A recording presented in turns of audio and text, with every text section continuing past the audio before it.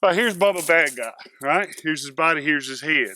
He is hurting someone that you have a duty or right to protect. Say you're a cop, it's your partner. Say you come home from work, dude's in your house, he's raping your wife. Now, I don't mean she's letting him, right? Because that would be manslaughter. But there's weapons or whatever, she's yelling for help, and it's obviously a case of rape. You want to do some self-defense. Well, if they're rolling around with your loved one, you just can't aim. What if you miss? Bam, shoot your wife, shoot your kid, bad day, right? I've got the bad guy. I come up, I stick the gun into his ear, I press in. That way I don't hit my loved one. I pull the trigger. Nothing happens. It's out of battery, right? I mean, the gun won't fire.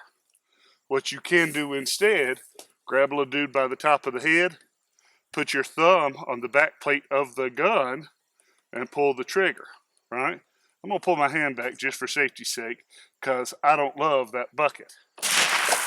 Bam!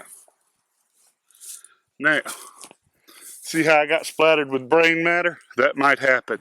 It also might make it a little quiet because all the gas went in his ear, come out his nose, all right? But one thing you have to think about when you do that, I have no second shot because I had the gun locked.